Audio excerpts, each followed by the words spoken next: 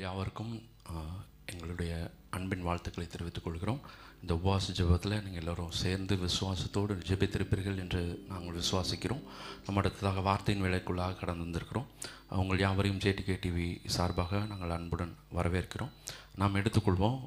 லூக்கா 8வது அதிகாரம் 18வது வசனத்தை எடுத்து வாசிப்போம். லூக்கா 8:18. ஆதலால் நீங்கள் கேட்கிற விதத்தை குறித்து கவனியுங்கள். அதாவது இயேசு கிறிஸ்து ஒரு உவமையை சொல்லிட்டு அதோட விளக்கத்தை சொல்லிட்டு அவர் சொல்கிறாரு, நீங்கள் கேட்கிற விதத்தை குறித்து கவனியுங்கள். இந்த நவயுக காலத்தில் நாம் கேட்கிற காரியங்களை குறித்து அதிகமாக கவனிக்க வேண்டியது ரொம்ப அவசியமாக இருக்கிறது. ஏன்னா இந்த காலத்தில் நிறைய டெக்னாலஜி இம்ப்ரூவ் ஆகிடுச்சு, நிறைய எக்யூப்மெண்ட்ஸ் இருக்குது, நிறைய நம்மளுக்கு ஃபெசிலிட்டிஸ் இருக்குது. ஸோ கேட்கிறதற்கு நமக்கு நிறைய இப்போ யூடியூப் சேனல் எடுத்துக்கிட்டிங்கன்னா சரி, ஸ்பாட்டிஃபை, இந்த மாதிரி நிறைய காரியங்கள் இருக்குது. எல்லாத்தையும் எடுத்துக்கிட்டிங்கன்னா கேட்கிறதற்கு நிறைய காரியங்கள் இருக்குது. ஆனால் நாம் எதை குறித்து கேட்கிறோம் அப்படிங்கிறது ரொம்ப முக்கியமாக இருக்குது. இங்கே பாருங்கள், அந்த லூக்கா 8வது அதிகாரத்தில் அந்த 12வது வசனம் போட்டிருக்கு பாருங்கள். வழியருகே விதைக்கப்பட்டவர்கள் வசனத்தை கேட்கிறவர்களாக இருக்கிறார்கள். அவர்கள் விசுவாசித்து ரட்சிக்கப்படாதபடிக்கு, மறுபடியும் சொல்கிறேன், அவர்கள் விசுவாசித்து ரட்சிக்கப்படாதபடிக்கு பிசாசானவன் வந்து அவ்வசனத்தை அவர்கள் இருதயத்திலிருந்து எடுத்து போடுகிறான். நம்ம நிறைய பேர் இப்போ JTK TV நீங்கள் நேயர்கள் நிறைய பேர் JTK TV பார்ப்பீங்க. இல்லை நிறைய ப்ரோக்ராம்ஸ் யூடியூப்பில் லைவில் நிறைய ப்ரோக்ராம்ஸ் இருக்குது. நீங்கள் எல்லா காரியத்தையும் பார்ப்பீங்க. ஆனால் நீங்கள் பார்க்குற காரியத்தை நீங்கள் உங்கள் வாழ்க்கையில் அப்ளை பண்ணுறீங்களா? நீங்கள் கேட்கிற வசனத்தின்படி நடக்கிறதற்கு நாம் முயற்சிக்கிறோமா அப்படிங்கிறத இந்த மதிய வேளையில் நாம் யோசித்து பார்க்க வேண்டும். ஏன்னா நமக்கு அதிகமான இந்த காலத்தில் நம்ம பிஸியாகவே இருக்கிறோம். நம்ம சுற்றிட்டு அதை பண்ணுறோம், இதை பண்ணுறோம், எத்தனையோ காரியங்கள் நாம் செய்து கொண்டு இருக்கிறோம். ஸோ நம்ம எப்பொழுதுமே பிஸியாகவே இருக்கோம். இது பிஸியாக இருக்கிறத பிசாசுக்கு வந்து ஒரு நல்ல ஒரு நல்ல ஆப்ஷன், அவனுக்கு நல்ல சலுகை அவனுக்கு. ஸோ நாம் பிஸியாக இருக்கிறபடினால் கர்த்தரிடத்தில் சேரக்கூடாதபடிக்கு, கர்த்தரை துதியாதபடிக்கு, கர்த்தரை ஆராதிக்கக்கூடாதபடிக்கு பிசாசானவன் நம்ம என்ன பண்ணுறான்? நல்லா மயக்கி வைத்திருக்கிறான். ஆமென், அல்லேலூயா. அப்போது இப்போ நான் பேசுகிற காரியங்கள் உங்கள் இருதயத்துக்குள்ளாக செல்லுகிறது. இந்த இருதயத்துக்குள்ளாக சென்று அது எண்ணமாக மாறுகிறது. அப்போ நான் கேட்ட வார்த்தையின்படி நான் நடக்கிறதற்கு என்னுடைய மனதில் நான் ப்ராசஸ் பண்ணி அதை என்னுடைய வாழ்க்கையில் நான் அப்ளை பண்ணுறேன் அப்படிங்கிறத நாம் இந்த வேலையில் யோசித்து பார்க்கணும். நம்ம அதை குறித்து தான் இன்றைக்கி பார்க்க போகிறோம், தியானிக்க போகிறோம். ஆமென், அல்லேலூயா. நம்ம எடுத்துக்கொள்வோம் ஆதியாகமம் 3வது அதிகாரம் 1வது வசனம். ஏற்கனவே நான் இதை குறித்து பேசியிருக்கிறேன். மறுபடியும் ஒரு சில காரியங்களை மட்டும் நான் உங்களுக்கு சொல்லி விளக்க ஆசைப்படுகிறேன். 3வது அதிகாரம் 1வது வசனத்தில் பாருங்கள். தேவனாகிய கர்த்தர் உண்டாக்கின சகல காட்டு ஜீவன்களை பார்க்கிலும் சர்ப்பமானது தந்திரமுள்ளதாய் இருந்தது. அது ஸ்திரீயை நோக்கி, நீங்கள் தோட்டத்தில் உள்ள சகல விருட்சங்களின் கனியையும் புசிக்க வேண்டாம் என்று தேவன் சொன்னது உண்டோ என்றது. இப்போ பிசாசு பாருங்கள், நம்ம ஏற்கனவே தெரியும், பிசாசு தந்திரம் உள்ளவன். ஆமென், அல்லேலூயா. அந்த சக்தியே, அதாவது பிசாசுக்கு இருக்கிற சக்தி அது தேவன் கொடுத்தது. ஆமென், அல்லேலூயா. ஆமென். எத்தனை பேர் சொல்கிறீங்க அல்லேலூயா? ஆமென். அப்போது தேவன் கொடுத்த அந்த சக்தியை அது தந்திரமாய் பயன்படுத்தி பாருங்கள், ஏவாள்கிட்ட பேசுது. அப்போ ஏவாள் சொல்கிறா சர்ப்பத்தை பார்த்து, ஸ்திரீ சர்ப்பத்தை பார்த்து, நாங்கள் தோட்டத்தில் உள்ள விருட்சங்களின் கனிகளை புசிக்கலாம், ஆனாலும் தோட்டத்தின் நடுவில் இருக்கிற விருட்சத்தின் கனியை குறித்து தேவன் நீங்கள் சாகாதபடிக்கு அதை புசிக்கவும் அதை தொடவும் வேண்டாம் என்று சொன்னான். இங்கே பாருங்கள், இந்த ஏதேன் தோட்டத்தில் ஏவாள் ஆதாம் நல்லா சுதந்திரமாக சுற்றி திரிகிறாங்க. கர்த்தர் அவர்களுக்கு சுய சித்தம் அப்படிங்கிற ஒரு காரியத்தை கொடுத்துருக்குறாரு. அவங்க என்ன நினச்சாலும் என்னன்னாலும் பண்ணலாம். ஆனால் இந்த மரத்தின் கனியை மாத்திரம் சாப்பிடக்கூடாதுன்னு சொல்லி ஒரே ஒரு காரியத்தை மட்டும் கர்த்தர் சொல்லியிருக்கிறார். ஆனால் பிசாசு இதை நல்லா தெரிந்து அவன் பாருங்கள், அவன் பேசுகிறான். அவன் பேசி இதுக்கு முன்னாடி அந்த கனியை, அந்த மரத்தை ஏவாள் பார்த்துருக்கலாம். தேவன் சொன்னார் நான் தொடக்கூடாது, நான் பார்க்கக்கூடாது அப்படின்னு சொல்லி போயிருக்கலாம். ஆனால் பிசாசானவன் பாருங்கள், அதை கேட்க வைக்கிறான். அவன் பேசுகிறத கேட்க வைக்கிறான். கேட்ட உடனே ஏவாள் என்ன பண்ணுறான்? அவனுக்கு ரிப்ளை பண்ணுறான். அடுத்து பாருங்கள், அந்த கனியை பார்க்குறான். அந்த கனியை பார்த்தோன்னே சும்மா இருக்க விடலை, அந்த கனி அவளை தொட வைக்குது. அந்த பழத்தை அந்த தொட்டவுடனே எடுத்து சாப்பிட்றா. சாப்பிட்டோன்னே பாவம் ஆயிடுது. அது மாத்திரம் இல்லை, அவன் மட்டும் அந்த பாவத்தை செய்யலை, அவள் ஆதாமுக்கும் கொடுத்து அந்த பாவத்தை செய்ய வைக்கிறான். அப்போது நம்முடைய வாழ்க்கையில் நாம் செய்கிற ஒரு பாவமான காரியம், நாம் கேட்கிற ஒரு பாவமான காரியம், அது என்னாகும்? நம்ம கேட்ட உடனே அது நமக்குள்ளே உள்ளே போய் அது நம்மை அந்த பாவத்தை தொட வைக்கும், அந்த பாவத்தை செய்ய வைக்கும், அந்த இன்பத்தை அனுபவிக்க வைக்கும். அது மாத்திரம் இல்லை, நாம் மற்றவர்களையும் பாவத்திற்கு உள்ளாக்கும்படியாக நாம் மாறிவிடுவோம். இந்த பாவம் அப்படிப்பட்டது. இந்த பிசாசு அவ்வளவு தந்திரம் உள்ளவன். அதான் 1 பேதுரு 5வது அதிகாரத்தில் சொல்லப்பட்டிருக்குது, பிசாசானவன் எவனை விழுங்கலாமோ என்று கர்ஜிக்கிற சிங்கம் போல வகை தேடி சுற்றித் திரிகிறான். அவன் நிறைய வகை தேடி வச்சிருக்கிறாங்க, வகை டைப்ஸ், மனுஷங்க இப்படிலாம் அப்படின்னு சொல்லி. நீங்கள் ஒருவேளை உங்களுடைய வீக்னஸ் உங்களுக்கு முழுசாக தெரியாமல் இருக்கலாம், ஆனால் பிசாசு எல்லாவற்றையும் அறிந்திருக்கிறான். உங்களுக்கு என்ன வீக்னஸ் இருக்குது அப்படிங்கிறத நீங்கள் அறிந்ததை விட பிசாசு அதிகமாக அறிந்து வைத்திருக்கிறான். ஒருத்தவங்களுக்கு பெண் மேலே ஆசை, ஒருத்தவங்களுக்கு தங்கத்து மேலே ஆசை, ஒருத்தவங்களுக்கு இடத்து மேலே ஆசை, ஒருத்தவங்களுக்கு தங்களை குறித்தே பெருமையாக பேசுகிறது, பொறாமைப்படுகிறது, இப்படி நிறைய காரியங்கள் இருக்குது. இப்போது பாருங்கள், நம்ம அந்த மத்தேயு 15வது அதிகாரம் 18வது வசனத்தில் பாருங்கள், அது போடப்பட்டிருக்குது. இருதயம் எவ்வளோ பொல்லாதவைகள் அப்படிங்கிறத அந்த மத்தேயு 15வது அதிகாரத்தில் நான் வாசிக்கிறேன். வாயிலிருந்து புறப்படுகிறவைகள் இருதயத்திலிருந்து புறப்பட்டு வரும். நாம் எதை பேசுகிறோமோ அது நம்முடைய வாயிலிருந்து வரலை, நம்முடைய இருதயத்திலிருந்து புறப்பட்டு வாயிலிருந்து வருகிறது. வசனம் சொல்லுகிறது, மத்தேயு 15வது அதிகாரம் 18வது வசனம். அது மாத்திரம் அல்ல, அவைகளே மனுஷனை தீட்டுப்படுத்தும். எப்படி எனில், இருதயத்திலிருந்து பாருங்க, பொல்லாத சிந்தனைகளும், கொலை பாதகங்களும், விபச்சாரங்களும், வேசித்தனங்களும், களவுகளும், பொய் சாட்சிகளும், தூஷணங்களும் புறப்பட்டு வரும். இவைகளே மனுஷனை தீட்டுப்படுத்தும். ஆமென், அல்லேலூயா. அப்போ நம்முடைய இருதயத்தை நாம் காத்து கொள்வது ரொம்ப அவசியமாக இருக்குது. ஏன்னா என் இருதயத்திற்குள்ளே எது போகுதோ அதை தான் நான் என்ன பண்ணுறேன், பேசுகிறேன். இப்போ என் இருதயத்துக்குள்ளே எது போகும், நான் எதை அதிகமாக கேட்கிறேனோ அது என் இருதயத்துக்குள்ளே போகும். என் இருதயம் எண்ணமாக மாறுகிறது, அந்த எண்ணம் செயலாக மாறுகிறது.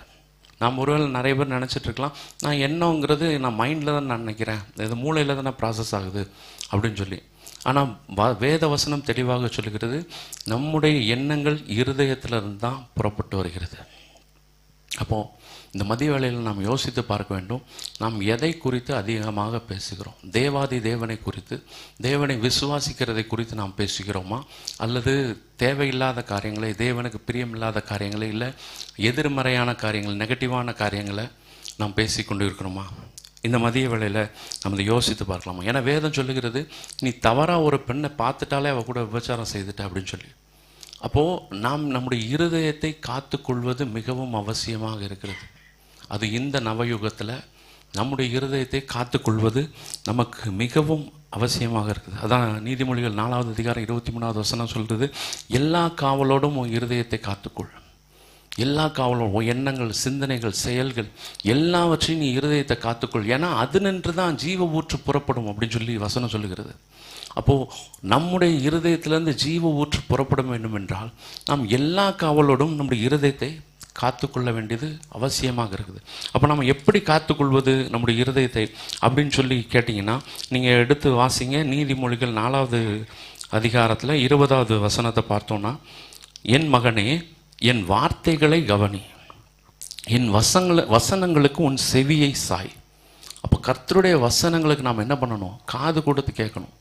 சினிமா பாடலுக்கோ, இல்லை பாப் மியூசிக்கோ, இல்லை கொரியன் சாங்குக்கோ, இல்லை தேவையில்லாத காரியங்களுக்கோ, நம்முடைய தேவனுடைய காரியங்களை நாம் செய்து கொண்டு நாம் முன்னேறுவதற்கான இந்த உலக காரியங்களை நாம் ஈடுபடுகிறத பற்றி தப்பில்லை.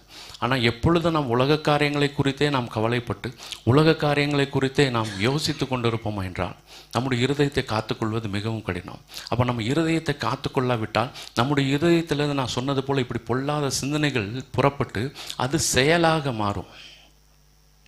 பாருங்க, என் வசனங்களுக்கு உன் செவியை சாய். 21வது வசனம் நீதிமொழிகள் 4:21. அவைகள் உன் கண்களை விட்டு பிரியாதிருப்பதாக. அவருடைய வசனத்தை என்ன பண்ணணும், நம்முடைய இருதயத்தில் பாதுகாத்து கொள்ளணும். அவருடைய வசனத்தை எவ்வளோ தூரத்துக்கு நாம் உட்கொள்கிறோமோ அவ்வளவு தூரத்துக்கு நம்முடைய விசுவாசம் அதிகமாகும். நம்முடைய செயல்கள் அது பாசிட்டிவான காரியங்கள், தேவனை நோக்கி சேருகிறதான காரியங்களாக இருக்கும். பாருங்க, அவைகளை உன் இருதயத்துக்குள்ளே காத்துக்கொள் வசனம் சொல்லுது. அப்போது எல்லா காவலோடும் உன் இருதயத்தை காத்துக்கொள் அப்படின்னா எதை வச்சு நான் காத்துக்கொள்ளுகிறதுங்க அப்படின்னா கர்த்தருடைய வசனத்தை வைத்து தான் நாம் காத்துக்கொள்ள முடியும். வசனம் தெளிவாக சொல்லுகிறது, அவைகளை உன் இருதயத்துக்குள்ளே காத்துக்கொள், அவைகளை கண்டுபிடிக்கிறவர்களுக்கு அவைகள் ஜீவனும் அவர்கள் உடலுக்கெல்லாம் ஆரோக்கியமுமாம். அப்போ கர்த்தருடைய வசனத்தை நாம் வாசிக்கும் பொழுது, அதை தினமும் நம்ம அன்றாட உணவாக நாம் எடுத்துக்கொள்ளும் போது அது நமக்கு என்ன கொடுக்குது? ஜீவனை கொடுக்குது. ஒருவேளை இந்த மதிய வேளையில் நீங்கள் பார்த்து கொண்டு இருக்கிறீங்க, உங்கள் வாழ்க்கையில் உங்கள் ஆரோக்கியம் செத்து போயிருக்கலாம், உங்கள் கர்ப்பம் செத்து போயிருக்கலாம், இல்லை உங்களுடைய தொழில் செத்து போயிருக்கலாம், உங்களுடைய பரிசுத்தம் செத்து போயிருக்கலாம், இப்படி ஏதாவது ஒன்று செத்து போயிருக்கலாம். நீங்கள் கர்த்தருடைய வசனத்தை அனுதினமும் படிக்கிறவர்களாக மாத்திரமல்ல, தியானிக்கிறவர்களாக, இந்த வார்த்தையை புரிந்து அது என்ன சொல்லுகிறது, என்னுடைய வாழ்க்கைக்கு என்ன சொல்லுகிறது, நம்ம அதை அதிகமாக தியானிக்கும் போது அது என்ன பண்ணுது? உங்களுக்கு ஜீவனை கொடுக்குது. ஏன்னா ஆண்டவர் சொல்கிறாரு, திருடன் திருடவும் கொல்லவும் அழிக்கவும் வருகிறானே அன்றி வேறொன்றுக்கும் வரான், நானோ அவைகளுக்கு ஜீவன் உண்டாயிருக்கும்படி, அவன் நமக்கு ஜீவன் கொடுக்கும்படியாக அவர் மரணித்தார் கல்வாரி சிலுவையில். அவர் மரணத்தின் மூலமாக நம்முடைய மரணத்தை முடித்து வைத்தார், நமக்கு நித்திய ஜீவனை கொடுத்தாருங்க. அவர் கல்வாரி சிலுவையில் அடிக்கப்பட்ட பொழுது எல்லாரும் அவர் தோத்துட்டாரு அப்படின்னு சொல்கிறாங்க. இப்போ கூட என்கிட்ட நிறைய பேர் பேசுவாங்க, இயேசுவை தெய்வம்னு சொல்கிறீங்க, ஆனால் கல்வாரி சிலுவையில் அவரை காப்பாற்றவே அவரே என் பிதாவை என்னை ஏன் கைவிட்டீங்கன்னு கேட்குறாரு அப்படின்னு சொல்லி. ஆனால் அவருடைய எய்ம் அது இல்லை, அவரோட கோல் அது இல்லை. அவரோட கோல் என்ன? நான் என் மரணத்தின் மூலமாக என்னுடைய மகள், நான் அருமையாக படைத்த, விருப்பத்தோடு அன்போடு படைத்த என்னுடைய மகனையும் மகளையும் அவனுடைய சந்ததியில் நான் காப்பாற்ற வேண்டும், நித்திய ஜீவனை கொடுக்க வேண்டும். அதுக்காக தான் அந்த பூமிக்கு வந்தாருங்க. இப்போ நானும் அவைகளுக்கு ஜீவன் உண்டாயிருக்கும், அது பரிபூரணப்படவும் வந்தேன். அவர் கொடுக்குற ஜீவனில் மாத்திரம்தான் பரிபூரணம் உண்டு. இந்த உலகத்தில் நாம் சாப்பிடுகிற மாத்திரைகள் அது நமக்கு பரிபூரண ஜீவனை கொடுக்காது. இப்போ சாப்பிட்றதுக்கு ஒரு நோய்க்கு நாம் சாப்பிட்டோம்னா அந்த நோய் சுகமாகும், ஆனால் இன்னொரு உறுப்பு அதை பாதித்து கொண்டு தான் இருக்கும். ஆனால் அந்த தேவாதி தேவனுடைய வசனம் பாருங்கள், அது ஜீவனை கொடுக்குது, ஆரோக்கியத்தை கொடுக்குது. நம்ம எத்தனை பேர் காய்ச்சல் வந்தால், நோய் வந்தால் மாத்திரையை நம்ம விசுவாசத்தோடு சாப்பிட்றோம், இந்த மாத்திரை சாப்பிட்றேன் எனக்கு இது சரியாயிரும் அப்படின்னு சொல்லி. ஆனால் நம்ம எத்தனை பேர் வசனத்தை விசுவாசத்தோடு படிக்கிறோம், இந்த வசனம் இப்படி சொல்லியிருக்குது. ஏன்னா வசனம் உண்மை உள்ளது, கர்த்தருடைய வாக்கு உண்மை உள்ளது. வாக்கு தத்தம் பண்ணினவர் உண்மை உள்ளவருங்க, அவர் மாறாதவர். அப்போ எத்தனை பேர் நம்ம அதை விசுவாசித்து நாம் படிக்கிறோம்? இந்த வசனம் எனக்கு ஆரோக்கியத்தை கொடுக்கும், இந்த வசனம் எனக்கு ஜீவனை கொடுக்கும், நம்ம எத்தனை பேர் படிக்கிறோம்? அப்போ பாருங்கள், இந்த இருதயத்தை நாம் காத்துக்கொள்ளுகிறது எதனால் நாம் காத்துக்கொள்ள முடியும்? கர்த்தருடைய வசனத்தினால என்று வேறொன்றினாலும் நாம் என்ன பண்ண முடியாது? காத்துக்கொள்ள முடியாது. நீங்கள் எடுத்து பாருங்கள், லூக்கா 8வது அதிகாரத்தில் 5வது வசனம், லூக்கா 8:5 பார்த்தோம்னா பாருங்கள், விதைக்கிறவன் ஒருவன் விதைக்க புறப்பட்டான். அவன் விதைக்கையில் சில விதை வழியருகே விழுந்து மிதியுண்டது, ஆகாயத்து பறவைகள் அதை பட்சித்து போட்டது. சில விதை கற்பாறையின் மேல் விழுந்தது, அது முளைத்த பின் அதற்கு ஈரமில்லாததினால் உலர்ந்து போயிற்று. சில விதை முள்ளுள்ள இடங்களில் விழுந்தது, முள் கூட வளர்ந்து அதை நெருக்கி போட்டது. சில விதை நல்ல நிலத்தில் விழுந்தது, அது முளைத்து 100 பலன் கொடுத்தது என்றார். இவைகளை சொல்லி கேட்கிறதற்கு காதுள்ளவன் என்று கேட்க கடவன் என்று சத்தமிட்டு கூறினார். பாருங்க, அவர் சொல்லும் பொழுது ஃபுல்லாக கேட்கிறதற்கு காதுள்ளவன் கேட்க கடவன். அப்போ கேட்கிறதை குறித்து நாம் மிகவும் கவனமாக இருக்கணும், அது இந்த காலத்தில். ஏன்னா கேட்கிறதற்கு முன்னாடி அவ்வளோ ஃபெசிலிட்டிஸ் இல்லை, இப்போ கேட்கிறதுக்கு நிறைய ஃபெசிலிட்டிஸ் இருக்குது. நாம் எதை கேட்கிறோம் அப்படிங்கிறத குறித்து நாம் மிக மிக மிக கவனமாக இந்த நாட்களில் நாம் இருக்க வேண்டும். இந்த அதிகாரத்தில் அவர் சொன்னார், ஆதலால் நீங்கள் கேட்கிற விதத்தை குறித்து கவனியுங்கள். பாருங்கள், இந்த வசனம் என்கிற விதை, அவர் அதை அடுத்து சொல்கிறார், விதை வசனம் அப்படின்னு சொல்கிறார். அப்போது வசனம் அங்கங்கே விழுது. நீங்கள் சர்ச்சில் ப்ரேயர் அட்டன் பண்ணும்போது கொடுக்குற வார்த்தை உங்கள் இருதயத்தில் விழுகுதா?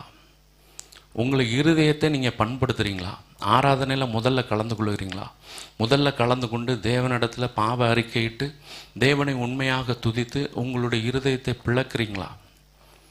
இந்த மதிய வேளையில் நீங்கள் யோசித்து பாருங்கள். ஏன்னா விதை நல்ல நிலத்தில் விழுந்தா, இருதயத்தில் கரெக்டாக போய் விழுந்தா, காதில் இந்த காதில் கேட்ட அந்த காதில் விடுறது அப்படி இல்லை. கேட்கிற விதை, கேட்கிற வார்த்தை என்னுடைய இருதயத்துக்குள் செல்லுதா? இருதயத்துக்குள்ளே கண்டிப்பாக செஞ்சிருச்சுன்னா பாருங்கள், அது 100 மடங்காக பலன் தரும். அப்போ கர்த்தர் கொடுக்குற வார்த்தை கரெக்டாக உங்கள் இருதயத்தில் போய் அது விதைக்கப்பட்டதென்றால் அது 100 மடங்காக பெருகும். ஆமென். அல்லேலூயா. ஆமென். அடுத்து பாருங்கள், இந்த லூக்கா 8வது அதிகாரத்தில் 11வது வசனம், இந்த ஊமையின் கருத்தாவது அப்படின்னு சொல்லி இந்த ஊமையின் கருத்தை சொல்கிறார். வழியருகே விதைக்கப்பட்டவர் வசனத்தை கேட்கிறவர்களாக இருக்கிறார்கள். அவர்கள் விசுவாசித்து ரட்சிக்கக்கூடாதபடிக்கு பிசாசானவன் வந்து அவ்வசனத்தை அவர்கள் இருதயத்திலிருந்து எடுத்து போடுகிறான். கற்பாறையின் மேல் விதைக்கப்பட்டவர்கள் கேட்கும்போது சந்தோஷத்துடனே வசனத்தை ஏற்றுக்கொள்கிறார்கள். ஆயினும் தங்களுக்குள்ளே வேர் கொள்ளாதபடியினாலே கொஞ்ச காலம் மாத்திரம் விசுவாசித்து சோதனை காலத்தில் பின்வாங்கி போகிறார்கள். முள்ளுள்ள இடங்களில் விதைக்கப்பட்டவர்கள் வசனத்தை கேட்கிறவர்களாக இருக்கிறார்கள். கேட்டவுடனே போய் பிரபஞ்சத்திற்குரிய கவலைகளினாலும் ஐஸ்வர்யத்தினாலும் சிற்றின்பங்களினாலும் நெருக்கப்பட்டு பலன் கொடுக்காதிருக்கிறார்கள். பாருங்கள், நல்ல நிலத்தில் விதைக்கப்பட்டவர்கள் வசனத்தை கேட்டு அதை உண்மையும் நன்மையுமான இருதயத்திலே காத்து பொறுமையுடனே பலன் கொடுக்கிறார்கள். நன்மை, பொறுமை மிக அவசியம். அப்போ நம்முடைய இருதயம் நல்ல இருதயமாக இருக்கிறதா? ஏன்னா இருதயம் பொல்லாத காரியங்களினால் நிறைந்திருந்தால் கர்த்தர் கொடுக்கிற நல்ல வார்த்தை அது உள்ளே போக விடாது. ஒரு உதாரணத்துக்கு, நீங்கள் ஒரு செடியை மண்ணில் வைத்திருக்கிறீங்க. அந்த மண்ணில் தண்ணி ஊற்றுனீங்கன்னா மண் தண்ணியை உறிஞ்சு செடி வேருக்கு தண்ணியை வேருக்கு கொடுக்கும். அப்படி செடி வளரும். இதே இது ஒரு பிளாஸ்டிக் கவர் செடி பக்கத்தில் இருக்குது, அந்த பிளாஸ்டிக் கவரில் ஊற்றினோன்னா தண்ணி மண் உரியாது, செடி வளராது. அதே போல் நம்முடைய இருதயத்தில் நான் ஏற்கனவே சொன்னது போல் பொல்லாத சிந்தனைகள், பொல்லாத காரியங்கள் நம்முடைய இருதயத்தில் இருக்குமானால் அதை இன்று நாம் எடுத்து போட வேண்டும். நம்முடைய இருதயம் நல்ல இருதயமாக மாற்ற வேண்டும். அது நல்ல நிலமாக மாற வேண்டும். அந்த நிலத்தில் விதைக்கப்பட்டால், கர்த்தருடைய வசனம் விதைக்கப்பட்டால் அது என்ன கிடக்கும்? 100 மடங்கு பலனை கொடுக்கும். அதனால் வார்த்தைக்கு வல்லமை உண்டு. அது உங்கள் நிறைய பேருக்கு தெரியும். வார்த்தைக்கு உண்மையிலே வல்லம் உண்டு. அந்த வார்த்தைகளை நாம் மரியாதையுடனும் பயபக்தியுடனும் கவனிக்க வேண்டும், விசுவாசிக்க வேண்டுங்க. விசுவாசம் நம்முடைய வாழ்க்கையில் ரொம்ப முக்கியம். ஏன்னா ரோமர் 10:10 சொல்லப்பட்டிருக்குது, நீதி உண்டாக விசுவாசிக்கப்படும், ரட்சிப்பு உண்டாக வாயினாலே அறிக்கை பண்ணப்படும் அப்படின்னு சொல்லியிருக்கு. பாருங்கள், நீதி உண்டாக விசுவாசிக்கப்படும். விசுவாசம் ஆபிரகாம் வாழ்க்கையில் நான் பார்க்குறோம். ஆபிரகாம் விசுவாசத்தினால் அவன் நீதிமான் என்று எண்ணப்பட்டான். அவனுடைய விசுவாசம் அவனுக்கு நீதியாக எண்ணப்பட்டது அப்படின்னு சொல்லி வேத வசனம் சொல்லுகிறது.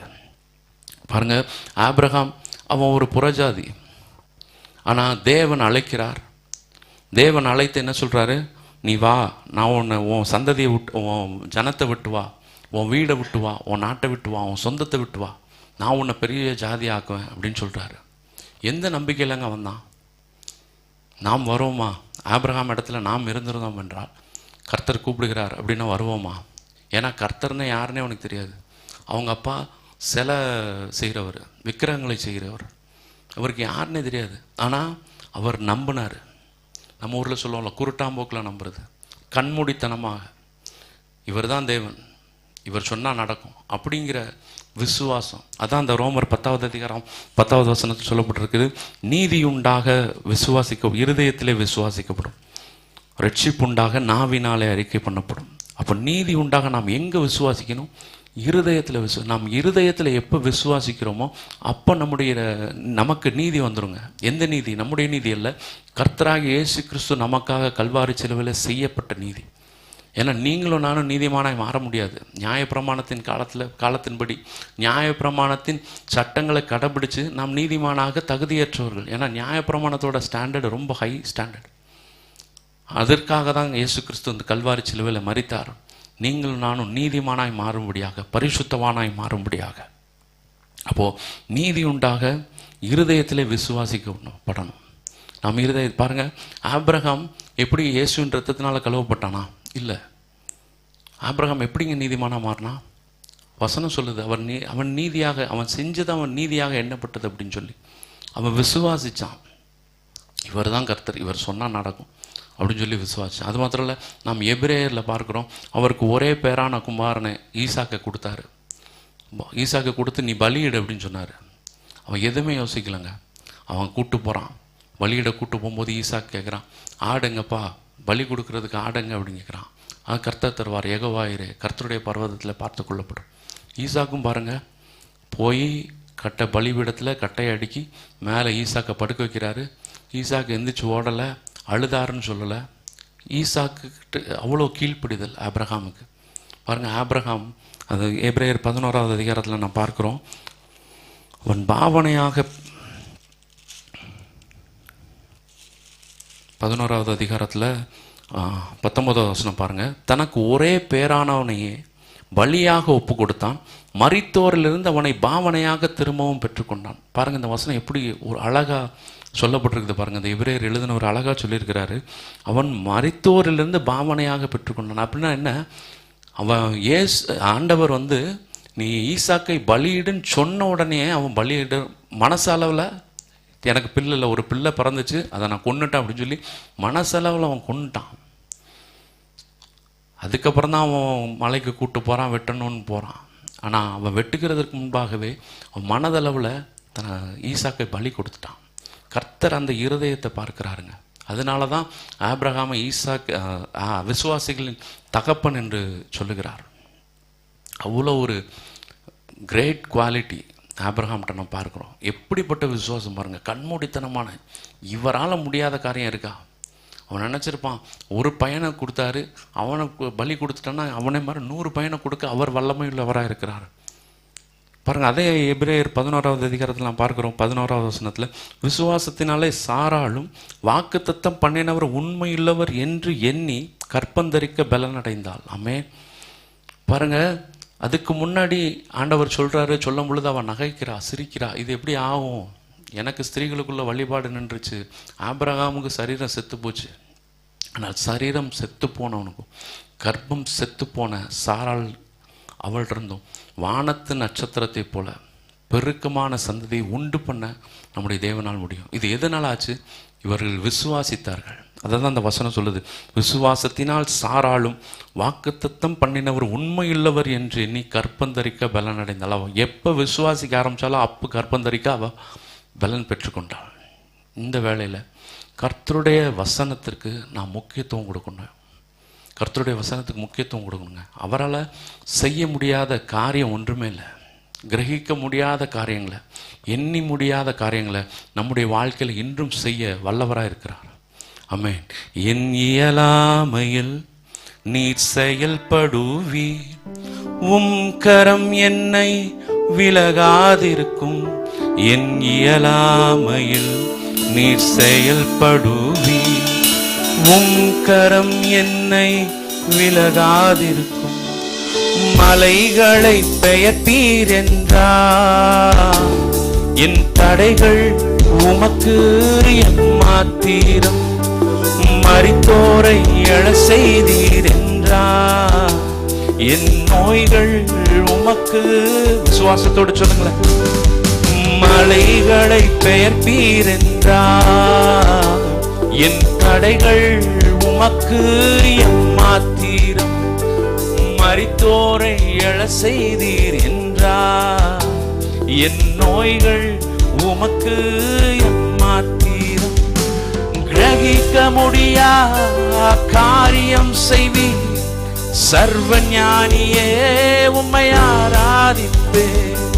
கிரகிக்க முடியா காரியம் செய்வீர், சர்வ ஞானியே உம்மை ஆராதிப்பேன். வெறும் கோலும் கை இரு பரிவாரமாகும், உம்மாலன்றி இது யாராக்கூடும். வெறும் கோலும் கை இரு பரிவாரமாகும், உம்மாலன்றி இது யாராக்கூடும். ஆகாயத்து பட்சிகளை போஷிப்பீர் என்றார், என்னையும் போஷிப்பது நிச்சயமே.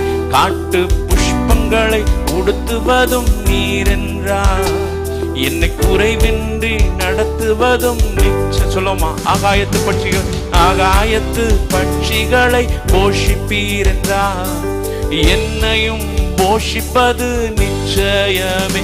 காட்டு புஷ்பங்களை உடுத்துவதும் நீர் என்றார், என்னை குறைவின்றி நடத்துவதும் நிச்சயம். சொல்லுங்க, கிரகிக்க முடியா காரியம் செய்வீர், சர்வஞானியே உம்மை ஆராதிப்பேன். கிரகிக்க முடியா காரியம் செய்வீர்.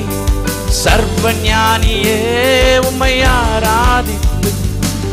என் தேவன் எனக்காக ஏதாகிலும் செய்திடுவார். இன்றாகிலும் என்னை மறந்தது உண்டா? என் தேவன் எனக்காய் ஏதாகிலும் செய்திடுவார். இன்றாகிலும் என்னை மறந்தது உண்டா?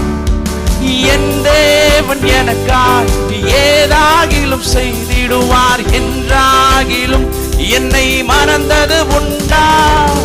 என் தேவன் எனக்காய் ஏதாகிலும் செய்திடுவார். என்றாகிலும் என்னை மறந்தது உண்டா? கிரகிக்க முடியா காரியம் செய்வீர். சர்வஞானியே உம்மை ஆராதிப்பேன். கிரகிக்க முடியா காரியம் செய்வீர். சர்வஞானியே உம்மை ஆராதிப்பேன்.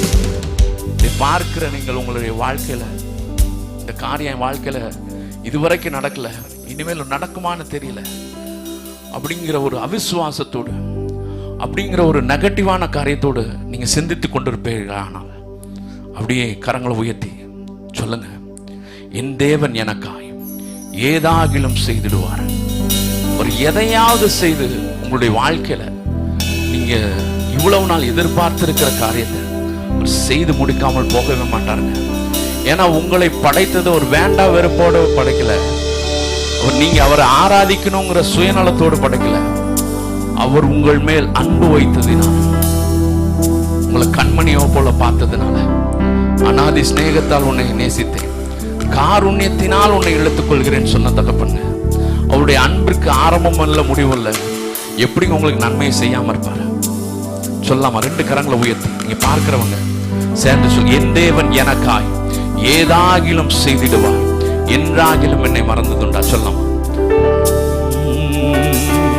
என் தேவன் எனக்காய் ஏதாகிலும் செய்திடுவார். என்றாகிலும் என்னை மறந்தது உண்டா?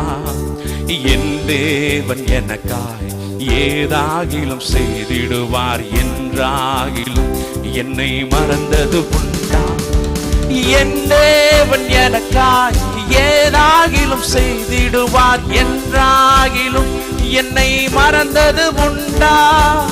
என் தேவன் எனக்காய் ஏதாகிலும் செய்திடுவார். என்றாகிலும் என்னை மறந்தது உண்டா? கிரகிக்க முடியாது காரியம் உங்க வாழ்க்கையில செய்வாருங்க. சர்வஞானியே உம்மை ஆராதிப்பேன். கிரகிக்க முடியா காரியம் செய்வீர். சர்வஞானியே உம்மை ஆராதிப்பேன்.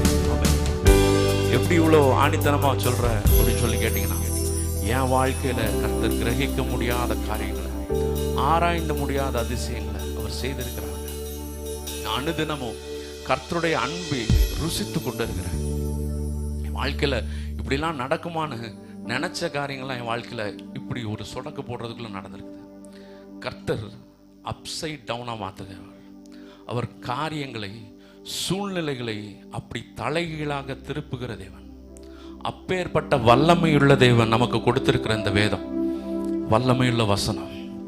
இந்த வசனத்தை நீங்க வாஞ்சியோடு விசுவாசத்தோடு நீங்கள் படித்தீர்கள் என்றால், தியானித்தீர்கள் என்றால், இந்த வசனம் நமக்கு பலன் கொடுக்குங்க. வேற ஒருத்தர் அட்வைஸ் பண்ணணும், இல்லை ஒருத்தர் நமக்கு சப்போர்ட்டாக நிற்கணும் அவசியமே கிடையாது. ஆவியானவர் நமக்குள்ளாக கிரியை செய்யும் பொழுது யாரு தேவை? நமக்கு யாருமே தேவையில்லை. ஆமென், ஹல்லேலூயா. பாருங்க, இந்த சரீரம் செத்தவன் என்று எண்ணத்தகும் ஒருவனாலே வானத்து நட்சத்திரத்தை போல. எப்படிங்க இவ்வளோ பெரிய சந்ததி? எப்படிங்க? ஒரே ஒரு சின்ன விஷயம், விசுவாசம், மாறாத அன்பு, மாறாத பற்று. என்ன நடந்தாலும் சரி, மரணமோ ஜீவனோ, கஷ்டமோ நஷ்டமோ, இன்பமோ துன்பமோ, கிறிஸ்துவின் அன்பை விட்டு பிரிப்பவன் யார்? அவ்வளோ தூரத்திற்கு அவரோட பின்னி பிணைஞ்சு இணைந்து இருக்கிற வாழ்க்கை வேணுங்க. அந்த வாழ்க்கை இருந்துச்சுன்னா நம்முடைய வாழ்க்கை பிரகாசமாக மாறிடும். நம்முடைய விசுவாச பார்வை நம்ம எல்லாவற்றையும் விசுவாச பார்வையோடு பார்க்க வேண்டும். ஆமென், ஹல்லேலூயா. இந்த வார்த்தைக்கு வல்லமை இருக்குது. பாருங்கள், நான் சொன்னேன் ஆபிரகாம் விசுவாசத்தினாலே நீதிமானாய் மாறினான். பாருங்கள், இந்த நீங்கள் எடுத்து வாசிங்க, ரோமர் 2வது அதிகாரம் 27வது வசனத்தில் அழகாக பவுல் சொல்லியிருக்கிறாரு. 2வது அதிகாரம் 27வது வசனத்தில் பாருங்கள், சுபாவத்தின்படி விருத்த சேதனம் இல்லாதவனாய் இருந்தும் நியாயப்பிரமாணத்தை நிறைவேற்றுகிறவனாய் இருந்தால் அவன் வேத எழுத்தும் விருத்த சேதனம் உள்ளவனாய் இருந்தும் நியாயப்பிரமாணத்தை மீறுகிற உன்னை குற்றப்படுத்துவான் அல்லவா? ஆதலால் புறம்பாக யூதனானவன் யூதன் அல்ல, புறம்பாக மாம்சத்தில் செய்யப்படும் விருத்த சேதனமும் விருத்த சேதனம் அல்ல. முன்னாடி சொல்லிட்டு இருந்தாங்க விருத்த சேதனம் பண்ணணும். யூதனாக இருந்தேன்னா நீ கண்டிப்பாக என்ன பண்ணணும்? விருத்த சேதனம் பண்ணணும். விருத்த சேதனம் பண்ணலைன்னா நீ யூதன் கிடையாது, நீ கிறிஸ்தவன் கிடையாது, நீ ரட்சிக்கப்படலை அப்படின்னு சொல்லி சொன்னாங்க. கலாத்திய சபையில் கலாத்தியருக்கு எழுதிய நிருபத்தில் பார்த்தீங்கன்னா ஒரு பெரிய குழப்பத்தை உண்டு பண்ணுறாங்க. நீ விருத்த சேதனம் பண்ணலையா, விருத்த சேதனம் பண்ணணும்னு சொல்லி யூதர்களுக்கு இயேசுவை ஏற்றுக்கொண்டு வருகிறாங்க. சபையில் ஒரு குழப்பத்தை உண்டு பண்ணுறாங்க. விருத்த சேதனம் பண்ணலைன்னா நீ ரட்சிக்கப்பட்டவன் இல்லைப்பா, நீ கிறிஸ்தவன் இல்லைப்பா, போய் விருத்த சேதனம் பண்ணணும்ப்பா அப்படின்னு சொல்லி சொல்கிறாங்க. இங்கே பாருங்க, ரோமரில் தான் சொல்கிறாரு, ஆதலால் புறம்பாக யூதனானவன் யூதன் அல்ல. விருத்த சேதனம் பண்ணியிருக்கவன் தான் யூதனா இல்லை. இப்போ யூதர்கள் நாம் சொல்லிட்டு இருக்கோம். இஸ்ரேல் நாட்டில் இருக்கிற நிறைய யூதர்கள் சொல்கிறோம். அவங்க யூதர்கள் அல்ல. வசனம் தெளிவாக சொல்லுகிறது, புறம்பாக மாம்சத்தில் செய்யப்படும் விருத்த சேதனம் அல்ல. எது யூதன்? உள்ளத்திலே யூதனானவனே யூதன். உள்ளத்தில் நீ இயேசுவை ஏற்றுக்கொள்ள வேண்டும். நீ இயேசு கிறிஸ்துவின் இரத்தத்தினால எப்போ கழுவப்பட முடியும்? நீ இயேசு கிறிஸ்துவை முதல்ல விசுவாசிக்க வேண்டும். இவர் தான் எனக்காக மரித்தார் கல்வாரி சிலுவையில், இவர் தான் எனக்காக ரத்தம் சிந்தினார். நீ என்னைக்கு விசுவாசிக்கிறியோ அப்போ தான் கர்த்தருடைய ரத்தம் உன்னை கழுவுது. அப்போ விசுவாசம்தான் முதல் படி. கிறிஸ்தவத்திற்கு முதல் படி விசுவாசம் தான். வசனம் அழகாக சொல்லுது, உள்ளத்தில் யூதனானவனே யூதன், எழுத்தின்படி உண்டாகும் நியாயப்பிரமாணத்தின்படி அல்ல, ஆவியின்படி இருதயத்தில் உண்டாகும் விருத்த சேதனம் விருத்த சேதனம். ஆவியின்படி இருதயத்தில் விருத்த சேதனம் உண்டாகணுங்க. அதுக்காக தான் அந்த வசனத்தை சொல்கிறேன். இருதயத்தை நாம் விருத்த சேதனம் பண்ணணும். நம்ம உடம்புல விருத்த சேதனம் பண்ணுகிறது அது யூதன் இல்லை, நான் கர்த்தருக்கு பிரியமானவன், நான் கர்த்தருடைய பிள்ளை அப்படின்னு சொல்கிறதுக்கு அடையாளம் அல்ல. ஏன் இருதயம் விருத்த சேதனம் பண்ணப்படணும். அப்போ இருதயம் விருத்த சேதனம் பண்ணப்படணும்னா என்ன பண்ணணும்? தேவையில்லாத காரியங்களை நான் கட் பண்ணி எடுக்கணும். என் இருதயத்தில் நான் தேவையில்லாத பொல்லாத சிந்தனைகளை, ஏற்கனவே நான் சொன்ன பார்த்தீங்களா, லூக்கால போட்டிருந்தது போல பொல்லாத சிந்தனைகள், விபச்சாரம், வேசித்தனங்கள், கபடுகள், களவு, கொலைபாதகம், பெருமை, பொறாமை, தற்பெருமை, இந்த மாதிரி காரியங்களை நான் என்ன பண்ணணும்? முதல்ல நான் விருத்த சேதனம் பண்ணி, என் இருதயத்திலேருந்து விருத்த சேதனம், இருதயத்தில் உண்டாகும் விருத்த சேதனமே விருத்த சேதனம். மாம்சத்தின்படி விருத்த சேதனம் பண்ணுறது விருத்த சேதனம் அல்ல. இப்படிப்பட்டவனுக்குரிய புகழ்ச்சி மனுஷராலே அல்ல, தேவனால் உண்டாயிருக்கும். அப்போ புறம்பா யூதனாக இருக்கிறவன் யூதன் அல்ல. அது இந்த வசனம் என்ன சொல்ல வருதுன்னா, புறம்பாக ரட்சிக்க நான் கிறிஸ்தவங்க அப்படிங்கிறது கிறிஸ்தவன் அல்ல. நான் உள்ளத்தில் விருத்த சேதனம் பண்ணப்பட்டிருக்க வேண்டும். நான் உண்மையாக கிறிஸ்துவின் இரத்தத்தை விசுவாசிக்கிறவனாக இருக்கணும். நான் கிறிஸ்துவின் மேலே உண்மையாக அன்பு செலுத்துகிறவனாக இருக்கணும். அப்போ நான் கிறிஸ்துவின் மேலே அன்பு செலுத்துகிறவனாக இருந்தால் கிறிஸ்துவுக்கு எதெல்லாம் பிரியம் இல்லையோ அதை என்னுடைய வாழ்க்கையிலேருந்து நான் விலக்கி வைக்கிறவனாக இருக்க வேண்டும். அதை தான் கர்த்தர் விரும்புகிறார். நான் சும்மா ஒரு கிறிஸ்தவ குடும்பத்தில் பிறந்துட்டு நான் டெய்லி ஞாயிற்றுக்கிழமை சர்ச்சுக்கு போகிறேன்னு சொல்லிட்டு நான் கிறிஸ்தவன் சொல்கிறதுல எந்த அர்த்தமும் கிடையாது. என் உள்ளத்தில் அந்த வாஞ்சை இருக்குதா? கிறிஸ்துவின் அன்பு மேலே உள்ள வாஞ்சை இருக்குதா? வசனம் சொல்லுகிறது, அவருடைய சமூகத்தில் பரிபூரண ஆனந்தம், அவருடைய வலது பரிசத்தில் நித்திய பேரின்பம். இந்த உலகத்தில் நீங்கள் எங்கே போனாலும் பரிபூரண ஆனந்தத்தை கிடைக்கவே கிடைக்காது.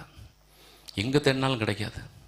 ஆனந்தம் கிடைக்கும், ஆனால் பரிபூரண ஆனந்தம் கிடைக்காது. பரிபூரணங்கிறது ஃபுல்ஃபில். அவர் கொடுக்குற சந்தோஷம் முழுமையான சந்தோஷம், அது அரைகுறையான சந்தோஷம் அல்ல. ஆமென், அல்லேலூயா, அல்லேலூயா. அன்பே என் இயேசுவே, உயிரே என் உறவே, அன்பே என் இயேசுவே, உயிரே என் உறவே, ஆனந்தமே உம் சமூகமே, பேரின்பமே உங்க பிரசன்னமே, ஆனந்தமே உங்க சமூகமே, பேரின்பமே உங்க பிரசன்னமே அன்பே என் இயேசுவே உயிரே என் ஊர எல்லோரும் சேர்ந்து சொல்லுவோமா? அன்பே என் இயேசுவே உயிரே என் ஊரவே ஆனந்தமே ஆனந்தமே உம் சமூகமே பேரின்பமே உங்க பிரசன்னமே ஆனந்தமே உம் சமூகமே பேரின்பமே உங்க பிரசன்னமே உங்க சமூகத்திலே ஒன்று கூடியுள்ளோம் உங்க பிரசன்னத்திலே களி கூற வந்தோம் உங்க சமூகத்திலே ஒன்று கூடியுள்ளோம் உங்க பிரசன்னத்திலே களி கூற. ரெண்டு கரங்களை மேல உயர்த்தி ஆனந்தமே உம் சமூகமே பேரின்பமே உங்க பிரசன்னமே ஆனந்தமே உம் சமூகமே பேரின்பமே உங்க பிரசன்னம் இருக்கின்ற என்று சொன்னீரே இருப்பதாலே நன்றி சொல்வேனே இருக்கின்றேன் என்று சொன்னீரே இருப்பதாலே நன்றி சொல்வேனே ஆனந்தமே உம் சொல்லுங்கள் எல்லோரும் சேர்ந்து பேரின்பமே உங்க பிரசன்னமே ஆனந்தமே உம் சமூகமே பேரின்பமே உங்க சொல்லுங்க அன்பே என் இயேசுவே அன்பே என் இயேசுவே உயிரே என் உறவே என் உறவே அன்பே என் இயேசுவே உயிரே என் உறவே. ஆமென். ஆபிரகாம் வாழ்க்கையில விசுவாச வார்த்தையை மாத்திரம் தாங்க பேசினான். நீங்க எதை பேசி கொண்டு இருக்கிறீங்க? உங்களுடைய வாழ்க்கையில உங்களுடைய எதிர்காலத்தை குறித்து, உங்களுடைய பிள்ளைகளின் எதிர்காலத்தை குறித்து, இல்லை உங்க வியாபாரத்தை குறித்து, இல்லை உங்க பரிசுத்த வாழ்வை குறித்து நீங்க எதை குறித்து பேசிட்டு இருக்கிறீங்க? எப்படி பேசிட்டு இருக்கிறீங்க? அவிசுவாசமான காரியங்களா, நெகட்டிவா பேசிட்டு இருக்கிறீங்களா, இல்லை ஆபிரகாமை போல விசுவாச வார்த்தைகளை யூஸ் பண்றீங்களா? பாருங்க, லூக்கா 6வது அதிகாரம் 45வது வசனத்துல இப்படியாக சொல்லப்பட்டிருக்கிறது. நல்ல மனுஷன் 4:45 ஒரு நிமிஷம் 4:45 பாருங்க, 6:45. நல்ல மனுஷன் தன் இருதயமாகிய நல்ல பொக்கிஷத்திலிருந்து நல்லதை எடுத்து காட்டுகிறான். நல்ல மனுஷன், நீதிமான், கர்த்தரை பின்பற்றுகிறவன், கர்த்தரை விசுவாசிக்கிறவன். ஆபிரகாமை போல அவன் விசுவாசம் அவனுக்கு நீதியாக எண்ணப்பட்டது. என் விசுவாசம் என்னை நீதிமானாய் மாற்றியது. கர்த்தர் எனக்காக மரித்தார், அவருடைய இரத்தம் என்னை கழுவுச்சு. நான் விசுவாசிக்கிற விசுவாசம் என்னை நீதிமானாய் மாற்றியது. பாருங்க, நல்ல மனுஷன் தன் இருதயமாகிய நல்ல பொக்கிஷத்திலிருந்து நல்லதை எடுத்து காட்டுகிறான். பொல்லாத மனுஷன் தன் இருதயமாகிய பொல்லாத பொக்கிஷத்திலிருந்து பொல்லாததை எடுத்து காட்டுகிறான். இருதயத்தின் நிறைவினால் அவனவன் வாய் பேசும். உங்க இருதயம் எப்படி நிறைந்திருக்கிறது? எதனால நிறைந்திருக்கிறது? இந்த மதிய வேளையில் நீங்கள் யோசித்து பாருங்க. நீதிமானாக இருந்தா, நல்ல மனுஷனாக இருந்தா, கர்த்தருக்கு பிரியமானவர் இருந்தா, அவன் ஒருவேளை அவன் லைஃப், அவன் வாழ்க்கை இப்போ கரண்ட் சிச்சுவேஷன் அது பாதகமான சூழ்நிலையாகவே இருக்கலாம். நம்ம எடுத்துக்கலாம். தானியேலை சிங்கக்கபியில் போட்டாங்க, அவன் விசுவாசத்தில் மாறலை. சாத்ராக் மேஷாக் ஆபேத்நேகோவை அக்கினி சூளையில் போட்டாங்க. அக்கினி சூளையில் போடுறதுக்கு முன்னாடி சொல்கிறாங்க, இவர் காப்பாற்றினாலும் இவர் தான் என் தேவன், இவர் காப்பாற்றலனாலும் இவர் தான் என் தேவன். எவ்வளோ விசுவாசம் பாருங்க. நம்ம அப்படிப்பட்ட விசுவாசத்தோடு இருக்கிறோமா? அப்படி இல்லைன்னா நாம் அதற்கு பழக்கப்படுத்த வேண்டும். ஒருவேளை நாம் அப்படிப்பட்ட வாழ்வில் நம்ம முன்னோர்கள், நம்முடைய அப்பா அம்மாக்கள் அப்படி நம்ம வளர்க்காமல் இருந்திருக்கலாம். ஆனால் இப்பொழுது விசுவாச சந்ததி உருவாக வேண்டியது கட்டாயமாக இருக்கிறது. இந்த நாட்களில் விசுவாசிக்க வேண்டுங்க. கர்த்தரை உறுதியாக பற்றி கொள்ள வேண்டும். இப்போ நல்ல மனுஷன் தன் இருதயமாகிய நல்ல இதை எடுத்து காட்டுகிறான். பொல்லாத மனுஷன் தன் இருதயமாகிய பொல்லாத பொக்கிஷத்திலிருந்து பொல்லாததை எடுத்து காட்டுகிறான். இருதயத்தின் நிறைவு அவனவன் வாய் பேசும். உங்கள் இருதயம் எப்படி நிறைந்திருக்கிறது? அதான் ஏற்கனவே சொன்னேன், நம்முடைய இருதயத்தை காத்துக்கொள்வது மிகவும் அவசியமாக இருக்குது. ஏன்னா நம்முடைய இருதயத்திலிருந்து தான் எண்ணங்கள், சிந்தனைகள் தோன்றுகிறது. நம் வக்கிரமான சிந்தனைகள், விபச்சாரத்திற்குரிய சிந்தனைகள், இல்லை களவு, கொலை, பொறாமை, பெருமை, இப்படிப்பட்ட சிந்தனைகள்லாம் நம்ம நிறைந்திருந்தோம் என்றால் நாம் அப்படிப்பட்ட வாழ்க்கையை வாழுவோம். ஆனால் நல்ல மனுஷன் தன்னுடைய இருதயமாக்கி நல்ல பொக்கிஷத்திலேருந்து நல்லதை எடுத்து காட்டுகிறான். நாம் அப்படி வாழணுங்க. ஒருவேளை நீங்கள் அப்படி வாழ்ந்துட்டு இருந்தால் ரொம்ப சந்தோஷம். அப்படி வாழலைன்னா இந்த மதிய வேளையில் நாம் ஒப்பு கொடுப்போம். ஏன்னா நாம் அழைக்கப்பட்டது எதற்காக அழைக்கப்பட்டிருக்கிறோம்னா மற்றவர்களை ஆசீர்வதிக்கும்படியாக. ஏன்னா வசனம் சொல்லுது, தீமைக்கு தீமையும் உதாசனத்துக்கு உதாசனத்தையும் சரி கட்டாமல் நீங்கள் ஆசீர்வதிக்கும்படி, நீங்கள் ஆசீர்வதிக்கும்படி அழைக்கப்பட்டவர்கள் என்று அறிந்து ஆசீர்வதிங்கள். அதாவது நாம் மற்றவர்களை ஆசீர்வதிக்கிறதுக்காக நாம் பிறந்திருக்கிறோம். கர்த்தர் நமக்கு ஐஸ்வர்யங்களை கொடுத்திருக்கிறாரு, பணம் நிறைய கொடுத்துருக்கிறாரு, செல்வங்களை கொடுத்துருக்கிறாருன்னா அது நாம் வைத்து கொள்வதற்கல்ல, ஊழியங்களுக்கு கொடுக்க வேண்டும். பாருங்கள், ஜேடிகே டிவி இப்படி தொலைக்காட்சி மூலமாக அநேக பேர் இந்த மிஸ்பா ஜெப வேலையை பார்த்தீங்கன்னா அவ்வளோ பேர் அதில் சாட்சி சொல்கிறாங்க. கர்த்தர் எனக்கு இதை செய்தார், அதை செய்தார் அப்படின்னு சொல்லி அவ்வளோ நன்றி ஜெபங்கள் வருகிறது. இப்படிப்பட்ட ஊழியங்களுக்கு நீங்கள் கொடுக்கணுங்க, தாங்கணும். ஆமென். ஏழைகளுக்கு கொடுக்கணும். கொடுக்கிற ஐஸ்வர்யங்கள் உங்களுக்கு வைத்து கொள்ளுகிறதற்கல்ல, இயேசுவை விசுவாசிக்கிறவங்களுக்கு கர்த்தர் கொடுக்குற ஐஸ்வர்யம் மற்றவர்களுக்கு நாம் தான தர்மங்களை செய்ய வேண்டும். எல்லாத்தையும் கொடுக்கணும்னு நான் சொல்லலை, ஆனால் முடிந்த அளவுக்கு நாம் அதை ஊழியங்களை தாங்கும்படியாக, இயேசுவின் நாமத்தை பிரஸ்தாபம் பண்ணும்படியாக, இயேசுவாக நாம் பிரதிபலிக்க வேண்டும். அந்த வாஞ்சையுள்ளவர்களாக நாம் காணப்பட வேண்டும். அப்படி நாம் இருக்கிறோமா? இந்த வேளையில் நீங்கள் யோசித்து பாருங்கள். ஆமென். ஹல்லேலூயா. கர்த்தருக்கு உதாரத்துவமாக கொடுங்க. ஹல்லேலூயா. இந்த வேளையில் யோசித்து பார்க்கலாம், நம்முடைய இருதயம் எப்படிப்பட்டதாக இருக்குது? பொல்லாததா இருக்கிறதா?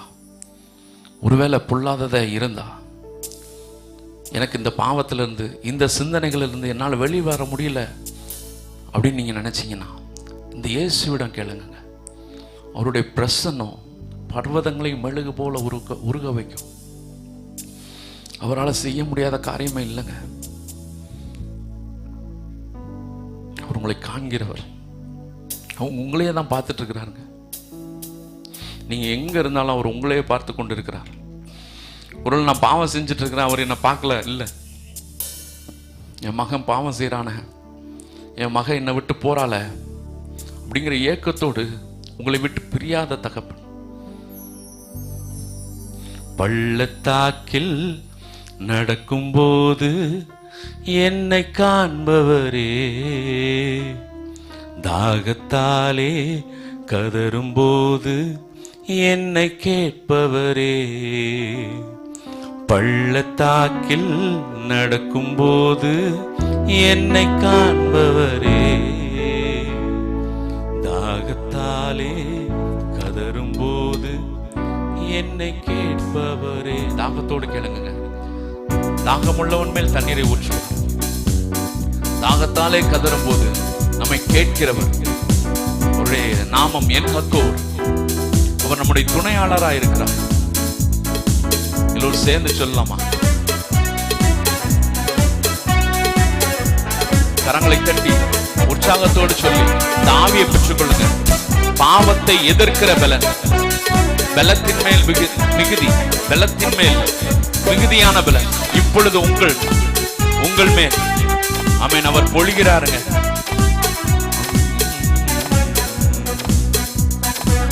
பள்ளத்தாக்கில் நடக்கும்போது என்னை காண்பவரே, தாகத்தாலே கதறும்போது என்னை கேட்பவரே.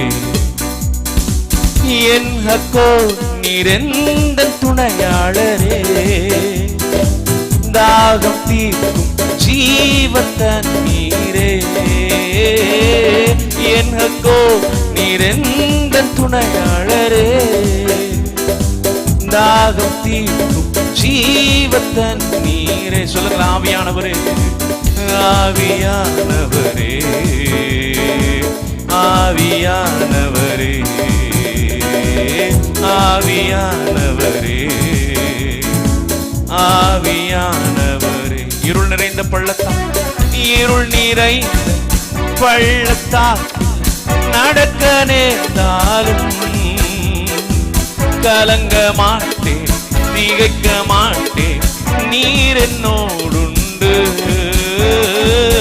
இருள் நிறைந்த பள்ளத்தால் நடக்க நேர்ந்தாலும் கலங்க மாட்டேன், திகைக்க மாட்டேன், நீர் என்னோடுண்டு. வார்த்தையாலே தேற்றுவான், வார்த்தையாலே சமூகத்தாலே, சமூகத்தாலே நிரப்புவீர். வார்த்தையாலே தேற்றுவீர், சமூகத்தாலே.